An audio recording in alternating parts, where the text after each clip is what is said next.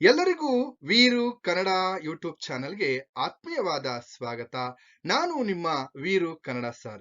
ಇನ್ನೂ ಕೂಡ ನನ್ನ ಚಾನೆಲ್ ಅನ್ನ ಸಬ್ಸ್ಕ್ರೈಬ್ ಮಾಡ್ಕೊಂಡಿಲ್ಲ ಅಂದ್ರೆ ಸಬ್ಸ್ಕ್ರೈಬ್ ಮಾಡ್ಕೊಳ್ಳಿ. ಹಾಗೆ ನಿಮ್ ಸ್ನೇಹಿತರಿಗೂ ಕೂಡ ನನ್ನ ಚಾನೆಲ್ ಬಗ್ಗೆ ಮಾಹಿತಿಯನ್ನ ನೀಡಿ ಅಂತ ಹೇಳ್ತಾ, ಹಾಗೆ ನನ್ನ ಚಾನೆಲ್ ಅಲ್ಲಿ ಲೈಕ್ ಮಾಡಬಹುದು, ಐಪ್ ಅನ್ನುವಂತಹ ಒಂದು ಸಿಂಬಲ್ ಕಾಣಿಸುತ್ತೆ, ಐಪ್ ಕೂಡ ಕೊಡ್ಬೋದು ಅಂತ ಹೇಳ್ತಾ, ಹಾಗೆ ಥ್ಯಾಂಕ್ಸ್ ಅಂತ ಹೇಳಿ ಇಲ್ಲಿ ಸೂಪರ್ ಚಾಟ್ ಕೂಡ ಮಾಡ್ಬೋದು ಅಂತ ಹೇಳ್ತಾ, ಈಗ ನೇರವಾಗಿ 4ನೇ ಸೆಮಿಸ್ಟರ್ ಬಿಕಾಂ ವಿದ್ಯಾರ್ಥಿಗಳಿಗಾಗಿ ಮಲೆಮಹದೇಶ್ವರ ಕಾವ್ಯದ ಇಲ್ಲಿ ಏನು ಜನಪದ ಕಾವ್ಯದ ಇಲ್ಲಿ ಜನಪದ ಮಹಾಕಾವ್ಯ ಅನ್ನುವಂತಹದ್ದು ಇಲ್ಲಿ ಮಲೆಮಹದೇಶ್ವರರ ಕಾವ್ಯ. ಆ ಕಾವ್ಯದ ಆಯ ಇಲ್ಲಿ ಆಯ್ದ ಭಾಗವಾಗಿರ್ತಕ್ಕಂತಹ ಶ್ರವಣದೊರೆಯ ಸಾಲು ಅನ್ನುವಂತಹ ಜನಪದ ಕಾವ್ಯದ ಬಗ್ಗೆ ಇವತ್ತಿನ ತರಗತಿಯಲ್ಲಿ ನಾನು ನಿಮಗೆ ತಿಳಿಸ್ತಾ ಹೋಗ್ತೇನೆ. ಹಾಗೇನೆ ಈ ಒಂದು ಶ್ರವಣದೊರೆಯ ಸಾಲು ಅನ್ನುವಂತಹ ಈ ಜನಪದ ಕಾವ್ಯ ನಿಮ್ಗೆ ಪರೀಕ್ಷೆಗೆ ಸುಮಾರು 10 ಅಂಕಕ್ಕೆ ಹಾಗೆ 5 ಅಂಕದ ಪ್ರಶ್ನೆಗಳಿಗೆ ಬರುತ್ತೆ ಅಂತ ಹೇಳ್ತಾ, ಹಾಗೇನೆ ನನ್ನ ಚಾನಲ್ ಅಲ್ಲಿ 2 ಭಾಗಗಳಿದೆ. ಈ 2 ಭಾಗಗಳನ್ನ ನೀವು ಗಮನಿಸಿ ಅಂತ ಹೇಳ್ತಾ, ಯಾಕೆಂದ್ರೆ ವಿದ್ಯಾರ್ಥಿಗಳಿಗೆ ಸುಲಲಿತವಾಗಿ ಅರ್ಥ ಆಗ್ಲಿ ಅಂತ ಹೇಳಿ ನಾನು 2 ಭಾಗಗಳನ್ನಾಗಿ ಮಾಡಿದ್ದೀನಿ ಅಂತ ಹೇಳ್ತಾ, ಈಗ ನೇರವಾಗಿ ಆಶಯವನ್ನ ನಾವು ಗಮನಿಸ್ತಾ ಹೋಗೋಣ. ನೋಡಿ, ಮಾದಪ್ಪನದು ಅಂದ್ರೆ ಮಲೆಮಹದೇಶ್ವರರದು ಸದಾ ಪಯಣದ ಬದುಕು. ಅಂದ್ರೆ ಒಂದು ಕಡೆಯಿಂದ ಮತ್ತೊಂದು ಕಡೆಗೆ ಹೋಗ್ತಕ್ಕಂಥದ್ದು, ಹಾಗೇನೆ ಭಿಕ್ಷೆ ಬೇಡುವಂತಹ ವೃತ್ತಿ. ಆದ್ರೆ ಮಾದಪ್ಪ ಒಬ್ಬ ಸಾಮಾನ್ಯ ವ್ಯಕ್ತಿಗಿರಬಹುದಾದಂತ, ನೋಡಿ ಆ ಮಲೆಮಹದೇಶ್ವರರಿಗೂ ಇಲ್ಲಿ ಸಾಮಾನ್ಯ ವ್ಯಕ್ತಿಗಿರಬೇಕಾದಂತಹ ಆಸೆಗಳಿವೆ ಅಂತಕ್ಕಂಥದ್ದನ್ನ ನಾವಿಲ್ಲಿ ಗಮನಿಸ್ತಾ ಹೋಗ್ಬೋದು. ಹಾಗೇನೆ ತನ್ನ ಭಕ್ತರನ್ನ ಹೆಚ್ಚಿಸಿಕೊಳ್ಳೋದಕ್ಕೆ, ತನ್ನ ಒಕ್ಕಲನ್ನ ಹೆಚ್ಚಿಸಿಕೊಳ್ಳೋದಕ್ಕೆ ಒಂದು ಕಡೆ ನೆನೆ ನಿಲ್ಲಬೇಕೆಂಬ ತವಕದಿಂದ ಅವರು ಇಲ್ಲಿ ಪಯಣವನ್ನ ಬೆಳೆಸ್ತಾ ಇದ್ರು ಅಂತಕ್ಕಂಥದ್ದು.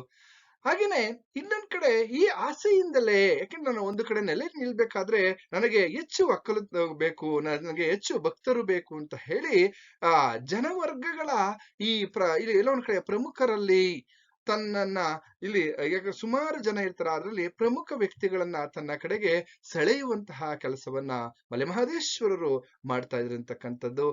ಹಾಗೇನೆ ಅದರಲ್ಲಿ ಗಮನಿಸೋದಾದ್ರೆ ಇಲ್ಲಿ ಶ್ರವಣದೊರೆಯನ್ನ ಕೊಲ್ತಕ್ಕಂಥದ್ದಿರ್ಬೋದು, ಹಾಗೇನೆ ಆಲಂಬಾಡಿ ಜುಂಜೇಗೌಡನಿಂದ ಹಾಲುಮಜ್ಜನದ ಸೇವೆಯನ್ನ ಮಾಡಿಸ್ಕೊಳ್ತಕ್ಕಂಥದ್ದಿರ್ಬೋದು, ಹಾಗೇನೆ ಇಲ್ಲಿ ಇಲ್ಲಿ ಎಲ್ಲ ಒಂದ್ ಕಡೆ ಉಪ್ಪಲಿಗ ಶೆಟ್ಟರ ಮೂಗನನ್ನ ಭಕ್ತನನ್ನಾಗಿ ಪಡಿತಕ್ಕಂಥದ್ದು, ಬೇಡರ ಕಣ್ಣಪ್ಪನಿಂದ ಸೇವೆಯನ್ನ ಪಡಿತಕ್ಕಂಥದ್ದು, ಹೀಗೆ ಅನೇಕ ಮಹಾನ್ ಭಕ್ತರನ್ನ ಪಡೆದಂತಹ ಮಹಾನುಭಾವ ಇಲ್ಲಿ ಮಲೆಮಹದೇಶ್ವರರು ಅಂತ ಹೇಳ್ತಾ, ಹಾಗೇನೆ ಬಂಕಾಪುರ ಪಟ್ಟಣದ ದೊರೆ ಶ್ರವಣದೊರೆ, ಬಂಕಾಪುರವನ್ನ ಆಳ್ವಿಕೆ ಮಾಡ್ತಾ ಇರ್ತಕ್ಕಂತಹ ಶ್ರವಣದೊರೆ, ಆ ರಾಜ್ಯವನ್ನ ಆಳುವಂತಹ ಸಂದರ್ಭದಲ್ಲಿ ಈ ಶ್ರವಣದೊರೆ ದೇವಾನುದೇವತೆಗಳನ್ನೆಲ್ಲ ಕಸ ಒಡೆಯಲು, ಹಾಗೆ ಈ ರಂಗೋಲಿಯನ್ನ ಬಿಡಿಸಲು ಅರಮನೆಯ ಕೆಲಸಕ್ಕೆ ಕರೆದುಕೊಂಡು ಹೊರಟೋಗಿರ್ತಾನೆ.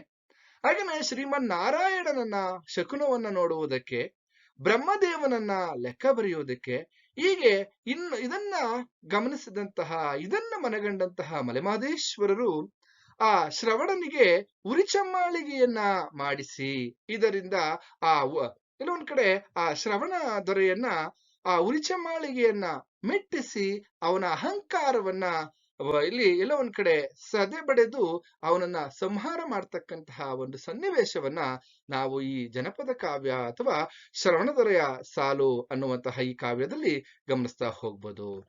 ನೋಡಿ, ಇಲ್ಲಿ ಪಾತ್ರ ಪರಿಚಯವನ್ನ ನಾವು ಗಮನಿಸೋದಾದ್ರೆ ಮಾದಪ್ಪ, ಹಾಗೆ ನಾರಾಯಣ, ಬ್ರಹ್ಮದೇವ, ಶ್ರವಣದೊರೆ, ಹರಳಪ್ಪ, ಹೀಗೆ ಇನ್ನು ಅನೇಕ ಪಾತ್ರಗಳು ಬರ್ತವೆ. ಹಾಗಾದ್ರೆ ಇಲ್ಲಿ ಪ್ರಮುಖ ಪಾತ್ರಗಳನ್ನ ನಾನಿಲ್ಲಿ ಹೇಳ್ತಾ ಇದ್ದೀನಿ. ನೋಡಿ ವಿದ್ಯಾರ್ಥಿಗಳೇ, ಇಲ್ಲಿ 10 ಅಂಕದ ಪ್ರಶ್ನೆಯನ್ನ ಬರಿಬೇಕಾದಂತಹ ಸಂದರ್ಭದಲ್ಲಿ ನೋಡಿ, ಪ್ರಸ್ತುತ ಈ ಕಾವ್ಯ ಭಾಗವನ್ನು ಮಲೆಮಹದೇಶ್ವರ ಕಾವ್ಯದ ಆಯ್ದ ಭಾಗವಾಗಿರ್ತಕ್ಕಂತಹ ಶ್ರವಣದೊರೆಯ ಸಾಲು ಅನ್ನುವಂತಹ ಜನಪದ ಕಾವ್ಯದಿಂದ ಆರಿಸಲಾಗಿದೆ ಎನ್ನುವಂತಹ ಸಾಲನ್ನ 5 ಅಂಕದ ಪ್ರಶ್ನೆಯನ್ನ ಕೇಳಿದ್ರು ಬರೀರಿ, 10 ಅಂಕದ ಪ್ರಶ್ನೆಗಳನ್ನ ಕೇಳಿದ್ರು ಬರೀರಿ ಅಂತ ಹೇಳ್ತಾ, ಈಗ ನಾವು ನೇರವಾಗಿ ಪ್ರಶ್ನೆ ಸಹಿತವಾದಂತಹ ಉತ್ತರವನ್ನ ನಾನು ಇವತ್ತಿನ ತರಗತಿಯಲ್ಲಿ ನಿಮಗೆ ನೀಡ್ತೀನಿ ಅಂತ ಹೇಳ್ತಾ ಭಾಗ 1ರ ಬಗ್ಗೆ ನಾನು ಚರ್ಚೆಯನ್ನ ಮಾಡ್ತಾ ಇದ್ದೀನಿ. ನೋಡಿ, ಪ್ರಶ್ನೆ ಈ ರೀತಿ ಇರುತ್ತೆ, 10 ಅಂಕದ ಪ್ರಶ್ನೆ. ನೋಡಿ, ಮಲೆಮಹದೇಶ್ವರರು ಶ್ರವಣದೊರೆಯನ್ನ ಸಂಹಾರ ಮಾಡಿದ ಬಗೆಯನ್ನ ವಿವರಿಸಿ ಅಂತ ಕೇಳ್ತಾರೆ. 10 ಅಂಕದ ಪ್ರಶ್ನೆ ಇದಾಗಿರುತ್ತೆ. ನೋಡಿ, ಈಗ ನಾವು ನೇರವಾಗಿ ಕಾವ್ಯ ಭಾಗಕ್ಕೆ ಬರೋಣ. ಅದರ ಕಥನ ವಿಚಾರವನ್ನ ನಾನು ನಿಮ್ಗೆ ತಿಳಿಸ್ತಾ ಹೋಗ್ತೀನಿ.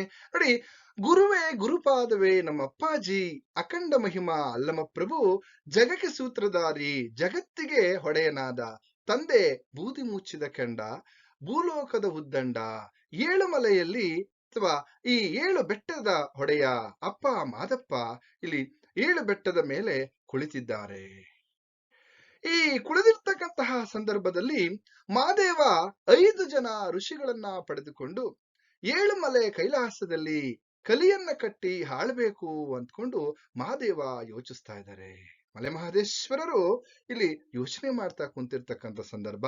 ಹಾಗೇನೆ ಆ ಯೋಚನೆ ಮಾಡ್ತಾ ಮಹಾದೇವ ಸ್ನಾನ ಮಡಿ ಮಾಡಬೇಕೆಂದು ಅಂತರಗಂಗೆ ಹರಿವಾರಕ್ಕೆ ಹೋಗ್ತಾರೆ.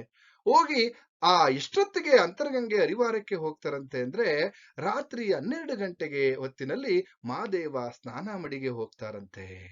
ಆಗ ಅಲ್ಲಿ ಯಾವುದೇ ಹಕ್ಕಿಗಳ ಶಬ್ದ ಇರಬಾರ್ದು, ಪಕ್ಷಿಗಳ ಶಬ್ದ ಇರಬಾರ್ದು. ಅಂತಹ ಮಧ್ಯರಾತ್ರಿಯಲ್ಲಿ ಸ್ನಾನ ಮಡಿಗೆಂದು ಮಾದಪ್ಪ ಹೋಗ್ತಾರೆ ಅಂತಕ್ಕಂಥದ್ದು.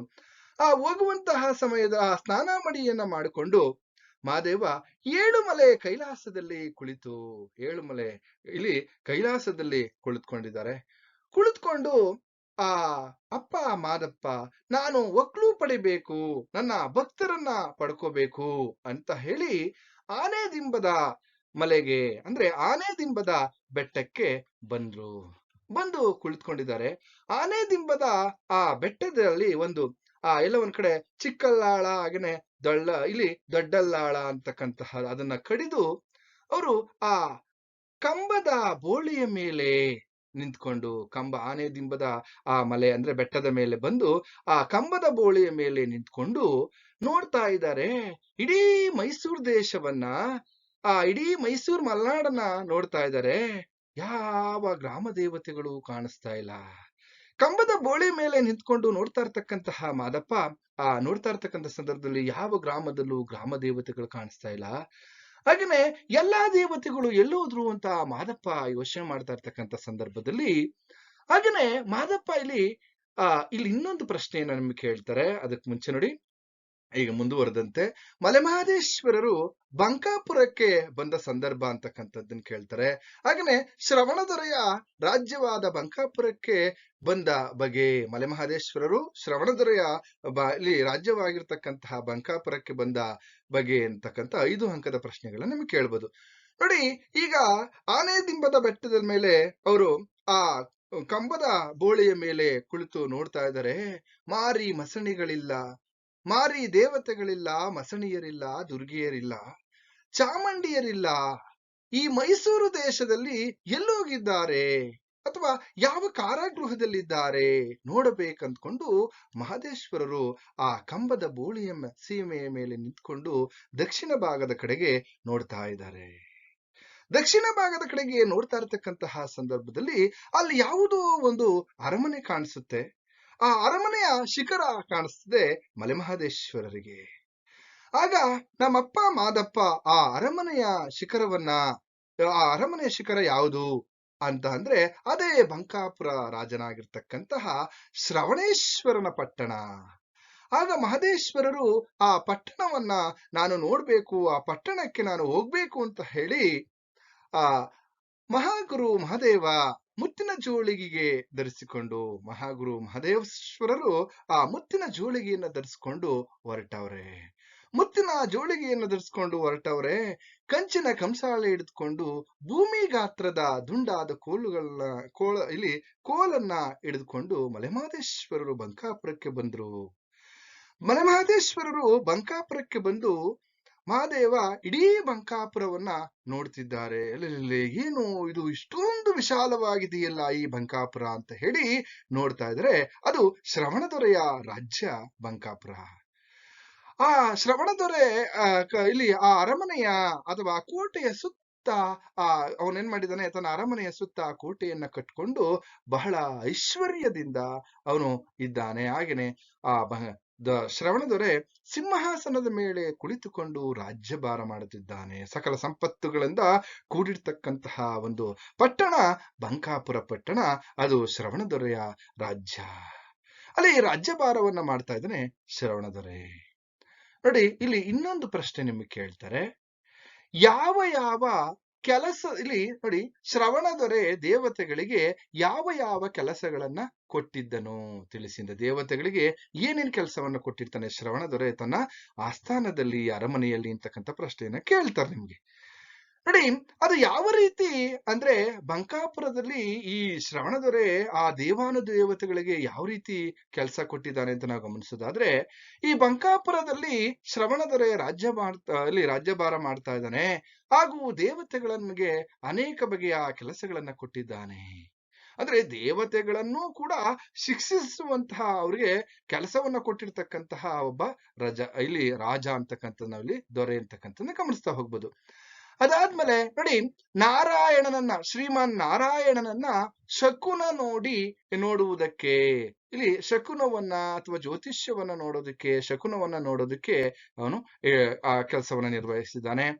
ಹಾಗೇನೆ ಬ್ರಹ್ಮದೇವನಿಗೆ ಲೆಕ್ಕ ಬರೆಯುವಂತಹ ಕೆಲಸವನ್ನ ಕೊಟ್ಟಿದ್ದಾನೆ. ಹಾಗೇನೆ ದೇವಾನುದೇವತೆಯರೆಲ್ಲ ಕಸ ಗುಡಿಸ್ತಕ್ಕಂಥದ್ದು, ರಂಗೋಲಿ ಬಿಡ್ತಕ್ಕಂತಹ ಕೆಲಸವನ್ನ, ಮಿಕ್ಕ ಈ ಮಹಿಳಾ ದೇವತೆಗಳೇನಿದ್ದಾರೆ ಈ ದೇವತೆಗಳಿಗೆಲ್ಲ ಕಸ ಗುಡಿಸುವಂಥದ್ದು ಮತ್ತೆ ರಂಗೋಲಿ ಹಾಕುವಂತಹ ಕೆಲಸವನ್ನ ಇಲ್ಲಿ ಕೊಟ್ಟಿದ್ದಾರೆ.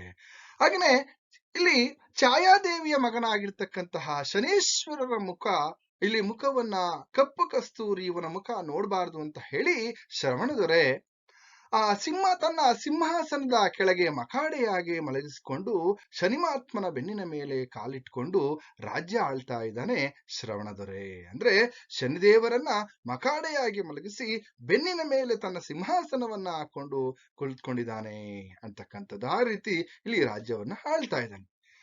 ಹಾಗೇನೆ ಶ್ರವಣದೊರೆ ಆಗ ಅಷ್ಟೊತ್ತಿಗೆ ಆ ಮೈಕಾರ ಮಾದಪ್ಪ ಇಲ್ಲಿ ಬಂದು ಕಂಚಿನ ಬಟ್ಟಲಿನ ನಾದವನ್ನ ಮಾಡ್ತಾ ಇದ್ದಾರೆ, ಕಂಸಾಳೆ ನಾದವನ್ನ ಮಾಡ್ತಾ ಜಂಗಿನ ಇದೆಲ್ಲ ಒಂದ್ ಕಡೆ ಶಬ್ದವನ್ನ ಮಾಡ್ಕೊಂಡು ಮಾದಪ್ಪ ಈ ಶ್ರವಣಕುಮಾರನ ಅರಮನೆಯ ಹತ್ತಿರ ಬಂದ್ರು. ಈ ಅರಮನೆ ಹತ್ತಿರ ಬಂದಂತಹ ಸಂದರ್ಭದಲ್ಲಿ ಇದನ್ನ ಗಮನಿಸಿದಂತಹ ಕೋಟೆಯ ಬಾಗಿಲ ಹತ್ತಿರ ಬಂದ್ರು ಮಲೆಮಹದೇಶ್ವರರು. ಆಗ ಮೈಕಾರ ಮಹಾದೇವ ಕೋಟೆಯ ಬಾಗಿಲಿಗೆ ಬಂದು ಕಂಚಿನ ಬಟ್ಟಲ ಶಬ್ದವನ್ನ ಮಾಡುತ್ತಾರೆ. ಆಗ ದೇವಾನುದೇವತೆಗಳಿಗೆ ಓಹೋ ಮಲೆಮಹದೇಶ್ವರರು ಬಂದ್ರು ಅಂತ ಗೊತ್ತಾಗುತ್ತೆ. ಆಗ ಶ್ರವಣದೊರೆಯ ಇಲ್ಲಿ ಅರಮನೆಯಲ್ಲಿರುವಂತಹ ಎಲ್ಲಾ ದೇವತೆಗಳು ಕೈಯಿಂದ ಚಪ್ಪಾಳೆಯನ್ನು ತರ್ತಾರೆ. ಓಹೋ, ಇಲ್ಲಿ ಮಲೆಮಹದೇಶ್ವರರು ಬಂದಿದ್ದಾರೆ ಉತ್ತರ ದೇಶದಿಂದ ಅಂತ ಹೇಳಿ. ಆಗ ಆಮೇಲೆ ಇನ್ನೊಂದ್ ಕಡೆ ಎಲ್ಲರೂ ಕೂಡ ಮೇಲಕ್ಕೆದ್ದು ನಮಸ್ಕರಿಸ್ತಾ ಇದ್ದಾರೆ ಮಲೆಮಹದೇಶ್ವರರಿಗೆ. ಆಗ ಉತ್ತರ ದೇಶದ ಮೈಕಾರ ಮಹಾದೇವ ಬಂದಿದ್ದಾರೆ ಅಂತ ಶ್ರವಣಕುಮಾರರಿಗೆ ದೇವತೆಗಳು ತಿಳಿಸ್ತಕ್ಕಂಥದ್ದು. ಅಷ್ಟರಲ್ಲಿ ಶ್ರವಣದೊರೆಯು ಸಿಂಹಾಸನದ ಮೇಲೆ ಕುಳಿತಿದ್ದ. ಆಗ ಶ್ರವಣದೊರೆಯು ಅಯ್ಯ ಬ್ರಹ್ಮದೇವ, ಹಾಗೇನೆ ನಾರಾಯಣ ಯಾರು ಬಂದಿದ್ದಾರೆ ಅಂತ ಬ್ರಹ್ಮದೇವನನ್ನ ಮತ್ತೆ ನಾರಾಯಣನನ್ನ ಶ್ರವಣದೊರೆ ಇಲ್ಲಿ ಎಲ್ಲೋ ಒಂದ್ ಕಡೆ ಕೇಳ್ತಕ್ಕಂಥದ್ದು. ಆಗ ಈ ಶ್ರವಣದೊರೆ ನಾವು ಇಲ್ಲಿ ಗಮನಿಸೋದಾದ್ರೆ ನಾರಾಯಣ ಮತ್ತೆ ಇಲ್ಲಿ ಬ್ರಹ್ಮದೇವರು ಹೇಳ್ತಾರೆ, ಉತ್ತರ ದೇಶದ ಮರಿದೇವರು ಮೈಕಾರ ಮಾದಪ್ಪ ಬಂದಿದ್ದಾರೆ ಅಂತಕ್ಕಂಥದ್ದು ಇಲ್ಲಿ ಹೇಳ್ತಾರೆ. ಯಾರಿಗೆ? ಶ್ರವಣದೊರೆಗೆ. ಆಗ ಶ್ರವಣದೊರೆ ಕರಿಯಯ್ಯ ಹತ್ತಿರ ಅಂತ ಕರಿತಾ ಇಲ್ಲಿ ಎಲ್ಲ ಒಂದ್ ಕಡೆ ಮಾದಪ್ಪನವರನ್ನ ಕರಿತಕ್ಕಂಥದ್ದು. ಆಗ ಶ್ರವಣದೊರೆ ಮಲೆಮಹದೇಶ್ವರರನ್ನ ಪ್ರಶ್ನೆ ಮಾಡ್ತಾರೆ, ಯಾರು ನೀನು, ಏನು ನಿನ್ನ ಹೆಸರು ಅಂತ ಕೇಳ್ತಕ್ಕಂಥದ್ದು. ಆಗ ಮಾದಪ್ಪ ನನ್ನ ಹೆಸರನ್ನ ಅವರು ಹೇಳ್ತಾರೆ, ಆಗ ಮಲೆಮಹದೇಶ್ವರರು ಅಥವಾ ಮಾದೇವ, ನಾನು ಉತ್ತರ ದೇಶದ ಮಾದಯ್ಯ ಅಂತ ಶ್ರವಣದೊರೆಗೆ ಹೇಳ್ತಕ್ಕಂಥದ್ದು.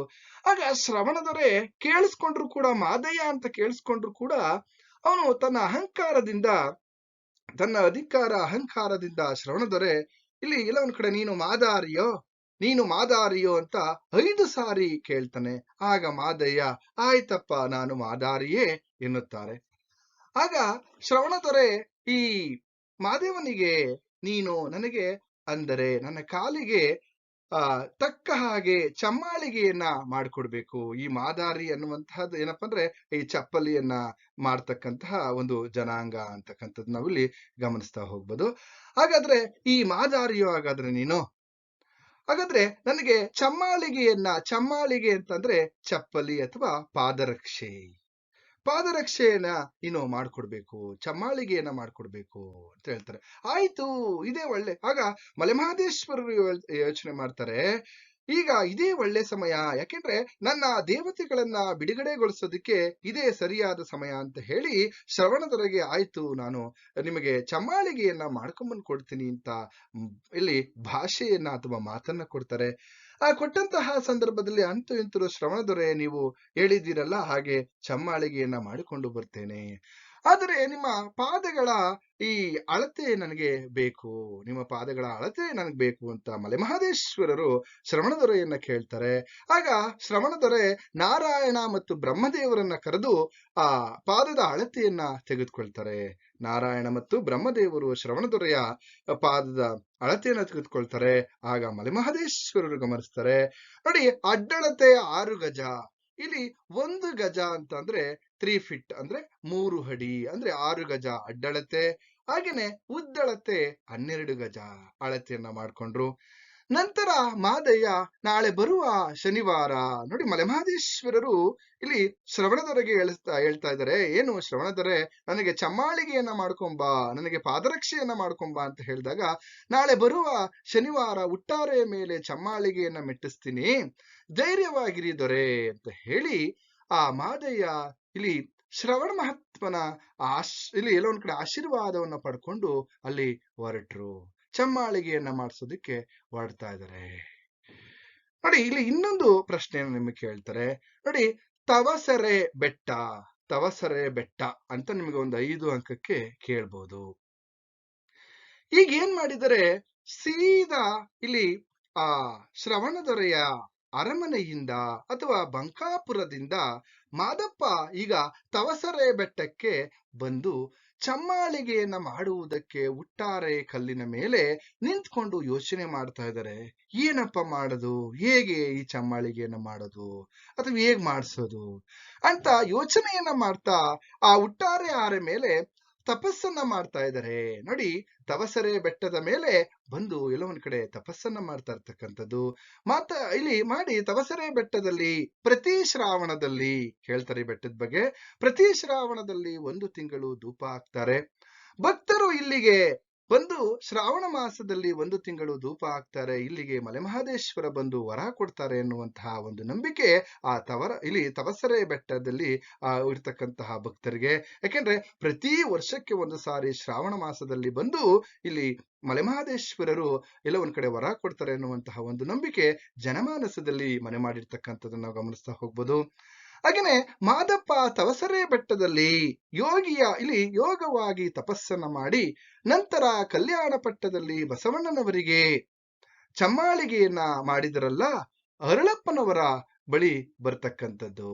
ಅರಳಪ್ಪನವರ ಬಳಿ ಬಂದು ಚಮ್ಮಾಳಿಗೆಯನ್ನ ಮಾಡಿಸ್ತಕ್ಕಂಥದ್ದು. ನೋಡಿ, ನೆಕ್ಸ್ಟ್ ಇನ್ನೊಂದು ಪ್ರಶ್ನೆ ಕೇಳ್ತಾರೆ ಇಲ್ಲಿ, ಉರಿಚಮ್ಮಾಳಿಗೆ ತಯಾರಿಸಿದ ಬಗೆ, ಉರಿಚಮ್ಮಾಳಿಗೆಯನ್ನ ಹೇಗೆ ತಯಾರಿಸಿದ್ರು ಅಂತಕ್ಕಂತಹ ಒಂದು ವಿಚಾರವನ್ನ ಕೇಳ್ಬೋದು.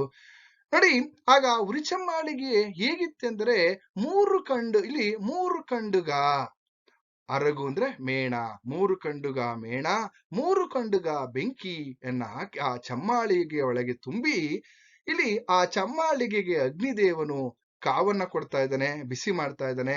ಹಾಗೇನೆ ವಾಯುದೇವನು ಕುಲುಮೆಯನ್ನ ಇಲ್ಲಿ ತಿರುಗಿಸ್ತಾ ಇರ್ತಕ್ಕಂಥದ್ದು. ಹೀಗೆ ಅರಳಪ್ಪನವರ ಕೈಯಲ್ಲಿ ಚಮ್ಮಾಳಿಗೆಯನ್ನ ಮಾಡಿಸ್ಕೊಂಡು ನಮ್ಮಪ್ಪ ಮಾದಪ್ಪ ಈಗ ಉಟ್ಟಾರೆ ಬಂಡೆಗೆ ಬರ್ತಾ ಇದ್ದಾರೆ. ಬಂದು ಅಲ್ಲಿ ಚಮ್ಮಾಳಿಗೆಯನ್ನ ಇಟ್ಟು ಮಲೆಮಹದೇಶ್ವರರು ಶ್ರವಣದೊರೆಯ ಅರಮನೆಗೆ ಬಂದ್ರು. ಈಗ ಚಮ್ಮಾಳಿಗೆ ಮಾಡಿ ಮುಗೀತು. ಈಗ ನೇರವಾಗಿ ಎಲ್ಲಿಗೆ ಬಂದಿದ್ದಾರಪ್ಪ ಅಂತಂದ್ರೆ, ಈಗ ಆ ಶ್ರವಣದೊರೆಯ ಅರಮನೆಗೆ ಬಂದಿರತಕ್ಕಂಥದ್ದು ನಾವಿಲ್ಲಿ ಗಮನಿಸ್ತಾ ಹೋಗ್ಬೋದು. ಇದಿಷ್ಟು ಭಾಗ 1ರ ವಿಚಾರ.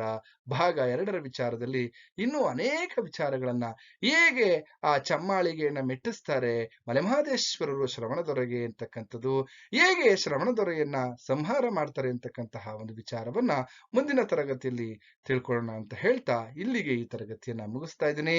ನಿಮ್ಗೆಲ್ರಿಗೂ ಕೂಡ ಶುಭವಾಗ್ಲಿ.